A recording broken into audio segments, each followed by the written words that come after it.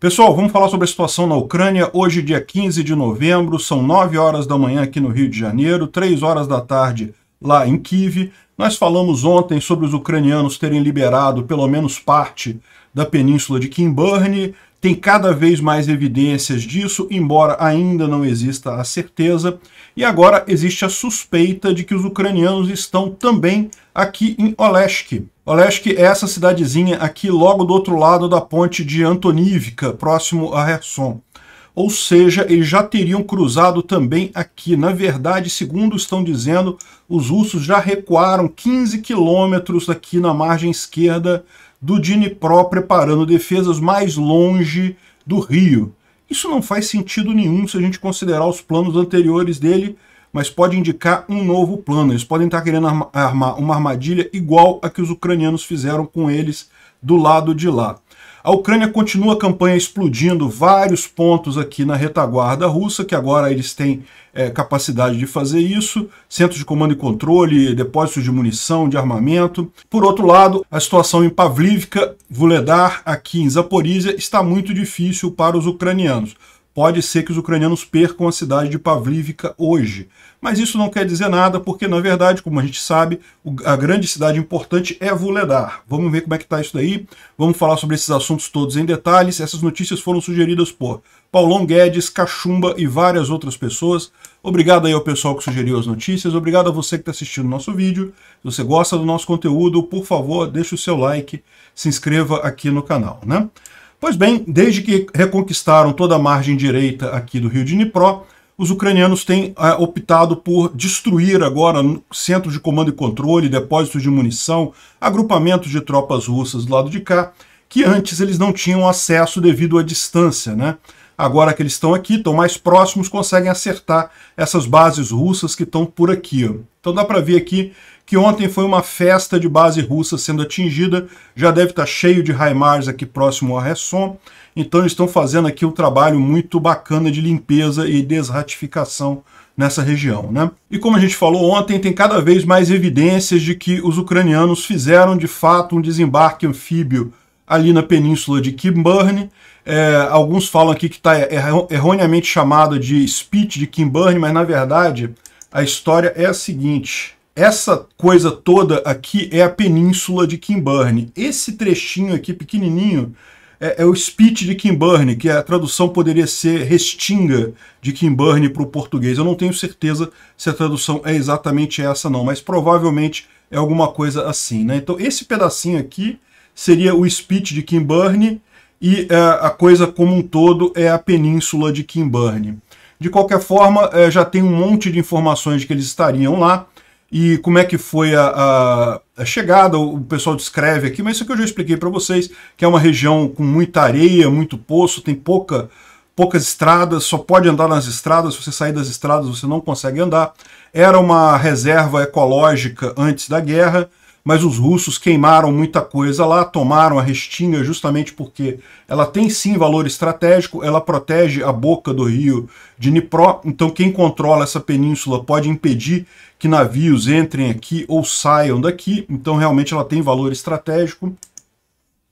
Isso aqui desde a época dos turcos, né? Quando os turcos que dominavam ali a região da Crimeia já era essa coisa, já tinha essa importância estratégica. Então eles estão confirmando que de fato deve ter acontecido isso daí. Segundo a gente tem informações, parece que os russos fizeram a defesa deles no ponto mais estreito aqui, ó. Ou seja, bem no ponto em que a península encosta no continente, né? Aqui, ó. Aqui estão as posições defensivas que foram feitas pelos russos, entre metade do caminho entre Heroisk e Rybalsk, que são justamente cidades aqui.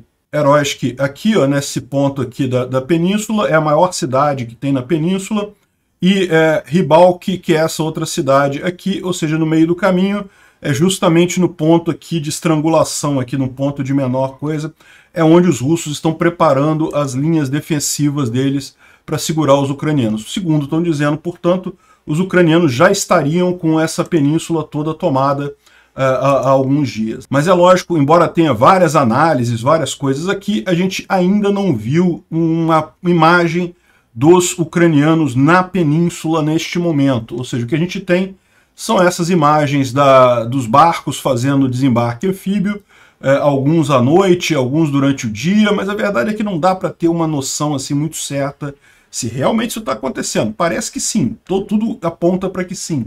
Uma outra coisa surpreendente que aconteceu ontem foi esse discurso aqui do prefeito de Oleshk, dizendo que os ucranianos já estão em Oleshk. Oleshk, para vocês terem uma ideia, é essa cidadezinha aqui, ó, que fica na outra ponta da ponte de Antonivka, né? Lembra aqui a cidade de Kherson?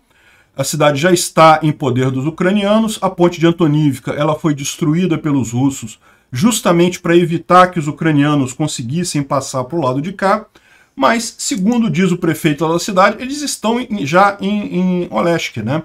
E aqui é uma placa do Oblast de Kherson, não é em Antonivka, em Oleshk, ele não está na cidade de Oleshk, ele é o prefeito de Oleshk, mas como tantos outros ucranianos, foi expulso ali da região, né? Mas ele está dizendo que os ucranianos já estão lá, e tem algumas evidências que indicam isso, tá?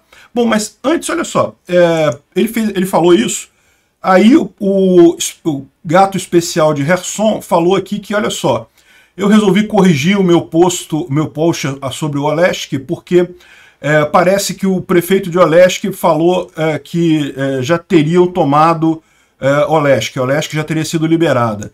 Um dos maiores mídias ucranianas replicou esse coisa. Então estava todo mundo achando que Oleshk realmente já teria sido liberada. Depois ele apagou o post. Então parece que das duas uma, ou era mentira, ele se apressou, ou então o exército ucraniano quer manter segredo disso daí. A gente não sabe qual das duas coisas que é. Seria compreensível manter segredo nesse caso, porque como eu expliquei para vocês, o exército ucraniano conseguindo montar uma cabeça de ponte aqui na margem esquerda, ela seria, num primeiro momento, muito frágil, porque os russos podem atacar de várias regiões. Então eles precisam estabelecer uma cabeça de ponte significativa, uma quantidade grande de tropas do lado de cá, para poder, de fato, ter segurança ali e poder avançar. Então talvez seja uma questão de segredo mesmo, ou seja, eles tenham tomado a cidade, mas não queiram espalhar essa notícia. Só que agora, depois que o prefeito da cidade falou, que os jornais já falaram e coisa e tal, eu não vejo por que eu vou manter o segredo disso. Né? Tá todo mundo falando por aí já, enfim, se era para ser segredo, já foi vazado pelo prefeito lá de Oleshk, né? E depois que vazou segredo, meu amigo, não tem como botar na caixinha de novo, não. Isso aqui são imagens gravadas por ucranianos lá em Oleshk, dando conta de que, olha, realmente não tem ninguém lá, a cidade está abandonada, os russos saíram da cidade, abandonaram totalmente a cidade aqui na região de Oleshk, né?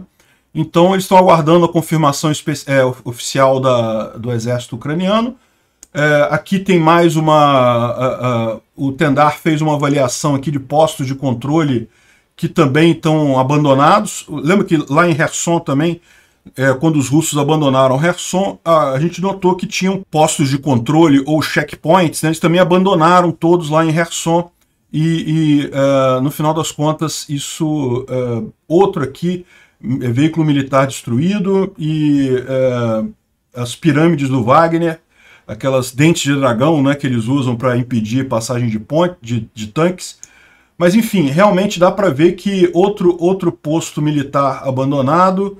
Enfim, dá para ver que realmente a cidade parece estar abandonada, né? A impressão que dá é que ela está abandonada.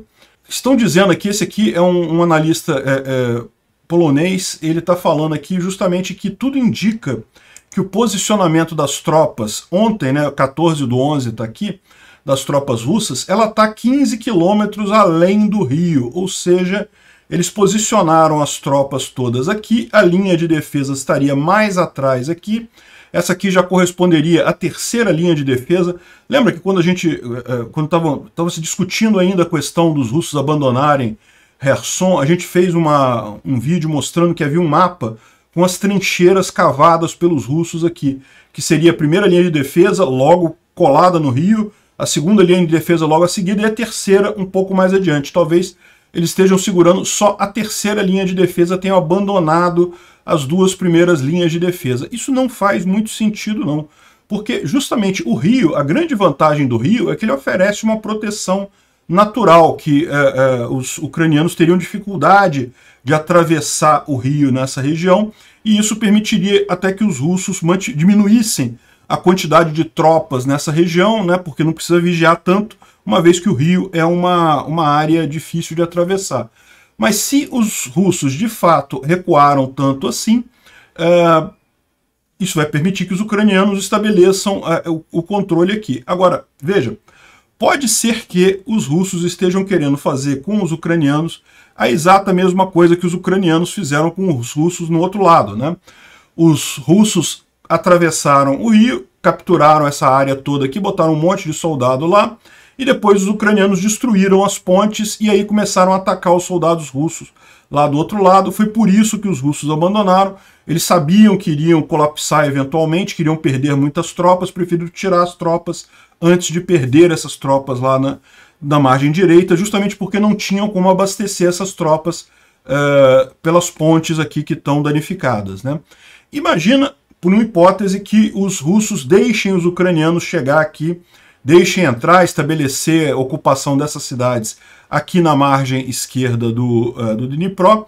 Os ucranianos vão ter o exato mesmo problema. Por quê? Porque para abastecer essas tropas aqui, a única alternativa que eles têm num primeiro momento é justamente através das pontes danificadas. Seria através de ferryboats, através de navios e das pontes danificadas. Então, eles podem mesmo estar atraindo os ucranianos para esse lado de cá, para os ucranianos retomarem essas cidades todas aqui na região, mas eles estão logo aqui atrás.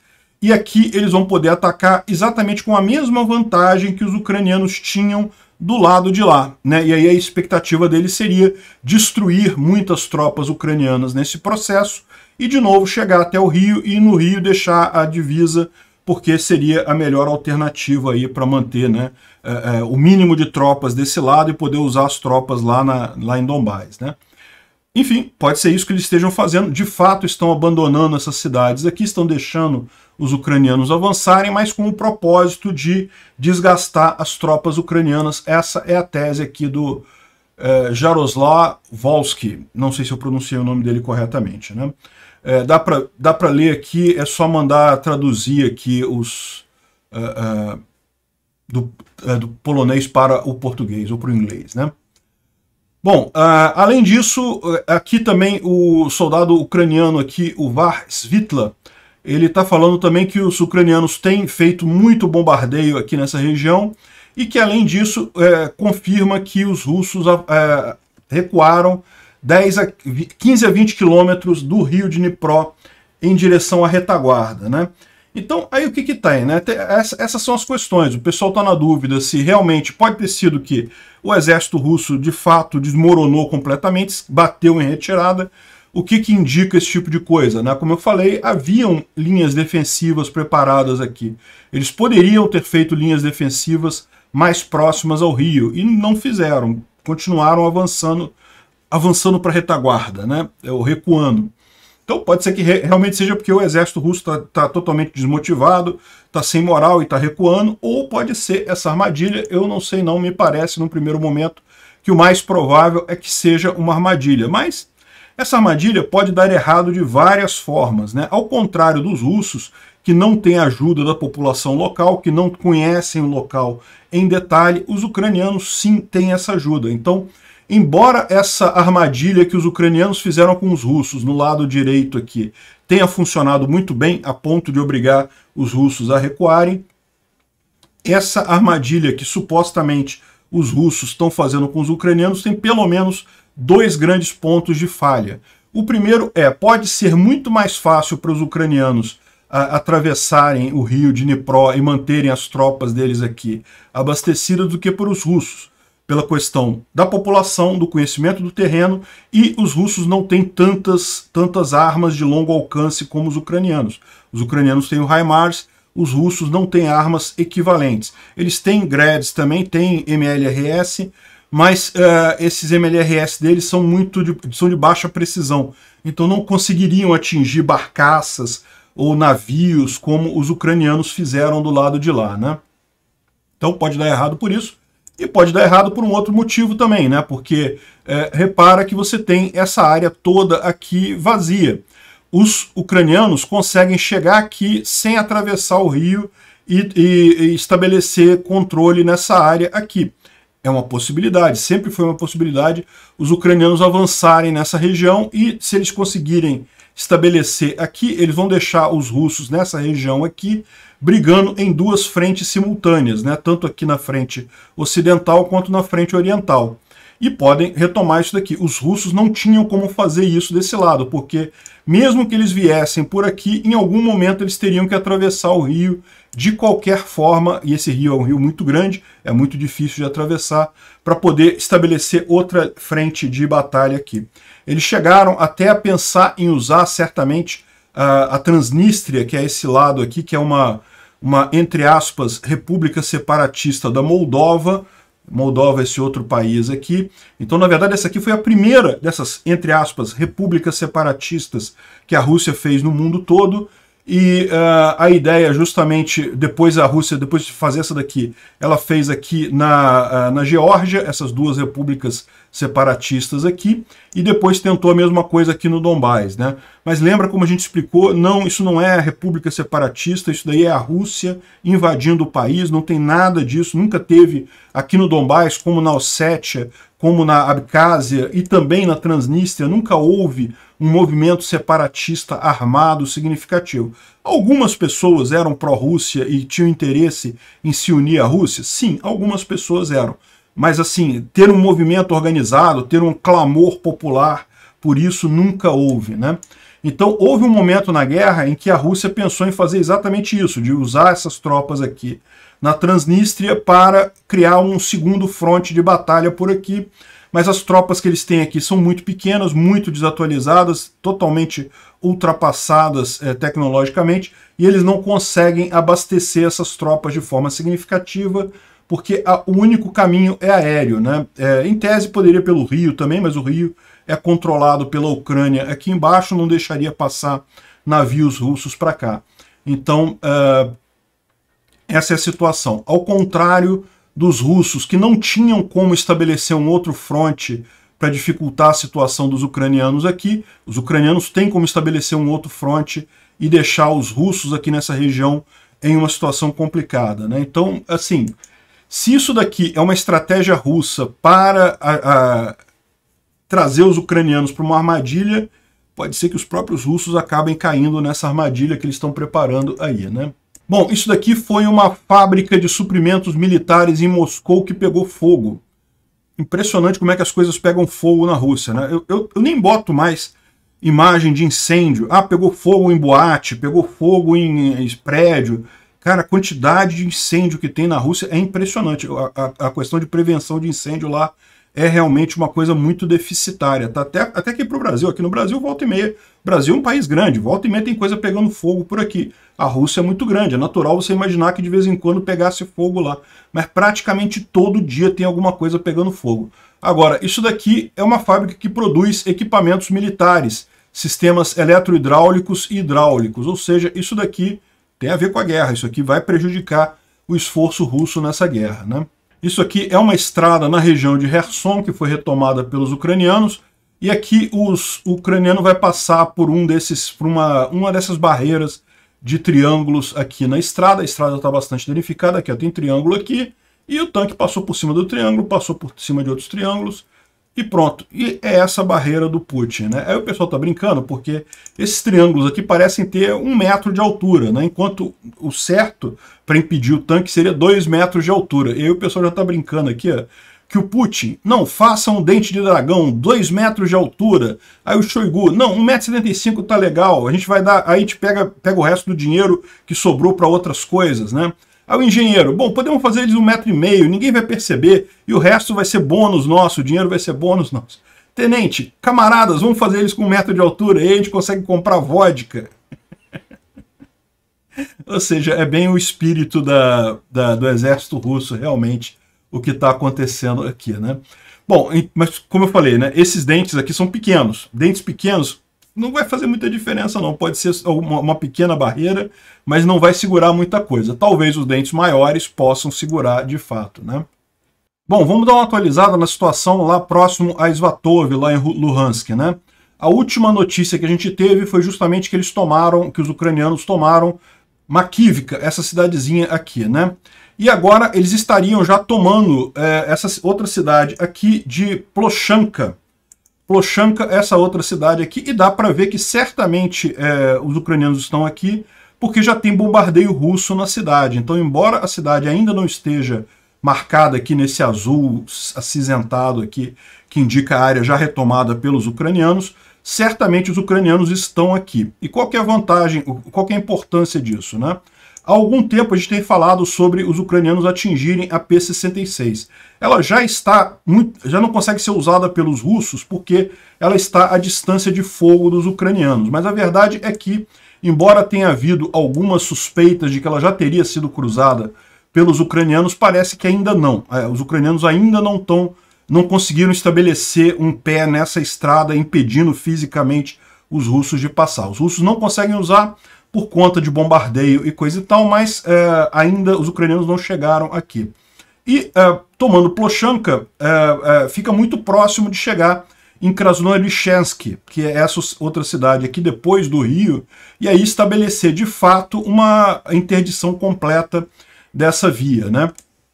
Por conta disso, já tem pessoas dizendo que muito provavelmente os russos vão abandonar Kremina, Rubizhne, toda essa região aqui, ó, Lysychansk, Severodonetsk, toda essa região sem a capacidade de chegar por essa estrada aqui, eles têm muita dificuldade de abastecer. Eles têm que abastecer tudo aqui pelo sul, que também já está muito estressada essa linha de logística, né? Existem indicações que os russos já estão trabalhando para evacuar Kremina. Então, pode ser que tenha mais gesto de boa vontade russo aí nos próximos dias, né? Então, o que ele explica aqui é justamente em Plochanska, que os ucranianos já tomaram a cidade, já estão aqui próximos aqui de Plochanska, para Krasnoyarsk, que é essa outra cidade maior aqui. Então, daqui, eles fazendo isso, essa estrada aqui, ó, eles cortam ela no meio do caminho, já seria o próximo passo nisso daí, né? E, segundo a comunicação russa lá na região, a situação está muito complicada aqui. A linha de frente está chegando próximo das grandes cidades de Luhansk. Os habitantes da cidade já sentem o cheiro do exército ucraniano e Luhansk está literalmente tomada de corpos de russos. Os corpos não são levados embora por ninguém. Alguns orques feridos também são deixados lá de qualquer jeito, né? O pessoal recentemente mobilizado não consegue sobreviver a mais do que uma batalha. Então, no final das contas, a situação parece estar bem complicada lá na região, né? E para as tropas russas, a situação na área de Plochanska é difícil. Os inimigos estão tentando atacar de Makivka. Isso aqui é um russo falando. Então, confirmando essa região aí, né? E mostra também por que essas perdas enormes que o pessoal russo está tendo nos últimos dias, né? Ou seja, a situação aqui está avançando bem nessa região. Bom, em Melitopol, um outro colaborador russo, o Dmitry Trukhin, teve a casa explodida por partisãos e está hospitalizado em condições sérias. O comandante russo Alexander Khodakovsky revelou o plano para o ataque que falhou em Pavlivka. Então, vamos falar sobre Pavlivka, porque Pavlivka a coisa não está boa para os ucranianos, tá? Pavlivka, vocês lembram, é essa cidade aqui que os russos estão tentando tomar para chegar a Vuhledar, que é uma cidade bem maior, que é onde os ucranianos têm mantido um grupamento maior aqui de tropas, né? O objetivo deles aqui é proteger a cidade de Volnovakha, que é um hub ferroviário importante. Então eles têm que retomar essa área toda aqui e eles enxergam retomar Vuhledar como a coisa central. Os russos jogaram toda a força dele aqui. A gente explicou para vocês algum tempo atrás que uma tropa de elite russa, o 155º Brigada, né, de fuzileiros navais, tinha se colocado ali, tinha tentado tomar Pavlivka, acabou sofrendo muitas mortes, 300 mortes, enfim, um problema sério, mas parece que neste momento os russos jogaram mais um monte de reforços ali, estão tentando tomar Pavlivka, a situação está difícil para o exército ucraniano, é possível que percam Pavlivka, né? E a opção em seguida seria justamente proteger Vuhledar. É fácil, por quê? Porque Pavlivka fica aquém do rio. Se os russos tomarem aqui, eles ainda têm que atravessar o rio dá uma proteção natural para defender as tropas ucranianas aqui em Vuhledar. Então existe a possibilidade sim dos russos tomarem Pavlivka nas próximas horas ou próximos dias, mas isso não quer dizer uma derrota estratégica tão grande para a Ucrânia, né? A Ucrânia vai continuar segurando Vuhledar, que é o mais importante. Repara que aqui nessa região o rio já está servindo como limite aqui. Em Blahodatne e Volodymyrivka, né? Essas duas cidades aqui também o rio já está servindo de limite aqui da linha de frente nessa região. Então o que vai acontecer só é avançar um pouco. Não é o ideal, evidentemente, os ucranianos não querem perder Pavlivka, mas talvez devido ao grande reforço que eles receberam aqui, que os russos receberam, pode ser que isso acabe acontecendo. E o Khodakovsky, ele está falando o planejamento que houve errado em Pavlivka, né? Ou seja, o que ele está falando aqui não é do que está acontecendo neste momento, foi aquele ataque que aconteceu em que morreram muitos marines, né? Então ele fala aqui que vai continuar a publicação explicando o ataque a Pavlivka, né? O ataque errado a Pavlivka. O comandante e eu discutimos a nossa habilidade de desenvolver essa ofensiva no momento atual e chegamos à conclusão de que seria, sem dúvida alguma, impossível realizar o plano. Os reforços não estavam treinados, não havia munição e não importa o quanto eles tentassem preservar os reforços, não haviam suficientes para essa primeira entrada, para essa primeira tentativa, né? Mas os comandantes de brigada que tinham que resolver o problema em campo não conseguiram entrar em contato com aqueles que estavam acima deles e achavam que tinham que dar resultado a qualquer custo, né? Eles jogaram todas as forças em Pavlivka como se joga numa fornalha, sem estressar o inimigo e dando ao inimigo a oportunidade de concentrar toda a sua atenção numa área pequena. Ou seja, ele realmente está confirmando aquela tragédia que a gente falou alguns dias atrás. Realmente foi uma tragédia, foi um erro de planejamento grande, devido à falta de comunicação entre os comandantes da brigada e os generais que estavam planejando a coisa como um todo. Não tinham força suficiente. Aparentemente o que aconteceu foi justamente que foram enviadas muitas outras forças, provavelmente até gente que saiu já de Kherson já foi colocada nessa nova ofensiva. A coisa agora está complicada para os ucranianos. Bom, o Arestovich fez mais uma live ontem e ele está falando aqui, do jeito que ele está falando aqui, a península de Kinburn já foi mesmo. A região de Mykolaiv está completamente liberada de tropas russas e fontes russas dizem que ucranianos vindos de Ochakiv e desembarcaram na península, na restinga de Kinburn e retomaram parte da restinga, de forma que todo o oblast de Mykolaiv já está nas mãos dos ucranianos. Lembra daquele detalhe que a gente mencionou, que os ucranianos liberaram todo o oblast de Mykolaiv? A linha tracejada aqui é o limite desse oblast. Aqui para baixo é o oblast de Kherson, aqui é o oblast de Mykolaiv. O oblast pode ser entendido como estado aqui no Brasil, né? Mas ainda havia essa pontinha aqui da restinga aqui de Kinburn, né, e parte da península de Kinburn, tem ainda algumas pequenas cidades aqui que são do oblast de Mykolaiv. Tá vendo aqui? A divisa faz essa linha aqui, ó. Então, segundo ele está dizendo, essas cidades também já foram liberadas aqui em Kinburn, né? A margem esquerda do rio de Dnipro. Os ucranianos estão atingindo as posições russas do lado esquerdo, e além disso, os russos estão totalmente desmoralizados e desorganizados depois da retirada de Kherson, e isso combinado com a topografia plana da região faz a defesa desse lado esquerdo muito difícil.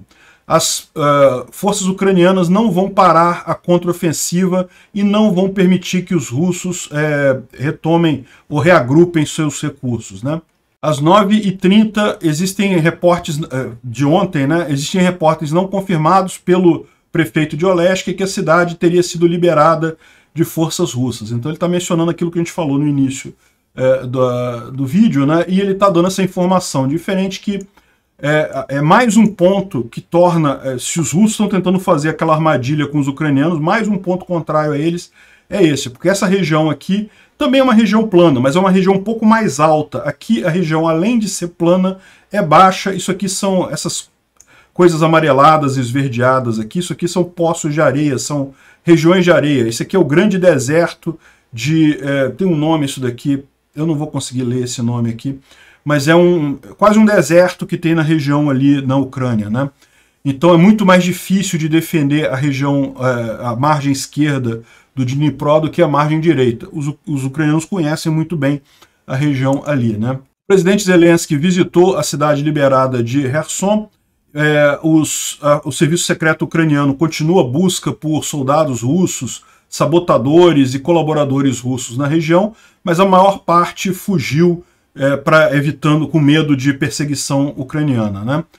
Houve um fato que a gente vai falar em mais detalhes mais adiante sobre jornalistas que foram descreditados pelo governo ucraniano, provavelmente devido a ignorarem regras de segurança. Lembra, aquela região de Kherson ali ainda tem muita mina pessoal e coisa e tal, então os jornalistas poderiam acabar gerando problemas ao tentar investigar locais não permitidos, né? Então, provavelmente por isso eles foram descredenciados, mas os propagandistas russos estão explorando isso, dizendo que a Ucrânia não está escondendo coisas, que está barrando jornalistas e coisa e tal. A questão toda justamente é a própria segurança dos jornalistas e algumas vezes dos próprios soldados no momento que o jornalista começa a fazer esse tipo de história, né? Ele fala aqui sobre Pavlivka, diz que a situação é extremamente difícil para as forças ucranianas ali, e os russos concentraram muita artilharia, estão botando todas as suas reservas naquela região, então pode ser que os reforços ucranianos podem levar algum tempo para chegar na área, então realmente é uma situação crítica ali. Bakhmut não tem grandes mudanças, o resto aqui a gente já meio que falou. O encontro secreto entre as agências de inteligência americanas e russas não foi tão secreto assim, porque todo mundo foi informado disso, foi tudo aberto à discussão, né? E basicamente estavam falando sobre o uso de armas nucleares. Provavelmente isso aí foi os americanos explicando o que aconteceria com os russos se eles resolvessem fazer esse tipo de brincadeira, né? O Instituto para Estudo da Guerra ele levanta dois pontos interessantes aqui. O primeiro deles é justamente o problema da relação pública lá na Rússia, né? Os propagandistas russos estão tendo muita dificuldade para explicar a retirada russa de Kherson. Isso era esperado, mas a situação parece ser quase de desespero por lá. E outra coisa que ele fala aqui é sobre o protagonismo do Prigozhin cada vez maior. Ou seja, não é impossível imaginar que este acordo, que essas conversas dos Estados Unidos com a Rússia tenham por objetivo manter o Putin. É aquilo que eu falei para vocês. O Putin é terrível, criminoso de guerra, merece todo o repúdio de todo mundo. Mas achar que simplesmente tirar o Putin sem ter estabelecido quem é que vai entrar nesse vácuo de poder pode ser ainda pior lá na Rússia, né? Então pode ser que justamente com medo do Prigozhin, que está já há algum tempo manobrando para ser o sucessor natural do Putin, pode ser que seja isso a ideia, né? Os Estados Unidos estarem trabalhando junto com a Rússia já na passagem de poder do Putin para evitar que isso caia na mão do Prigozhin, ou talvez até para dar uma maneira do Putin continuar no poder lá na Rússia depois dessa guerra, o que não vai ser fácil, né? E aqui dá para ver que Estado da televisão russa, ele fala que não entendo como é que pode os ucranianos atingirem Belgorod, tem retomado Kherson, que é uma cidade russa, não sei o que lá, e está pedindo a destruição total das cidades russas. Eu não quero nem saber, eu não quero nem saber sobre o resultado das cidades russas, das cidades ucranianas, que tem que destruir mesmo. Eu estou preocupado com Belgorod, Crimeia, Donetsk, Luhansk, Kherson, Melitopol, as cidades russas. As cidades ucranianas podem destruir tudo. O pessoal está realmente no desespero lá, né? Aqui a Simônia, que também diz que os russos vão retornar para Kherson. Nós temos que voltar para lá e coisa e tal, embora, vamos ser realistas, não vão voltar tão cedo nisso daqui, né? Então ela faz um discurso aqui todo emocional, que... Прислали мне шутку. Falando sobre os memes e não sei o que lá, e piadas com Kherson, que Kherson teria sido traduzido em Kershim, ou Quer se deixa para lá e coisa e tal.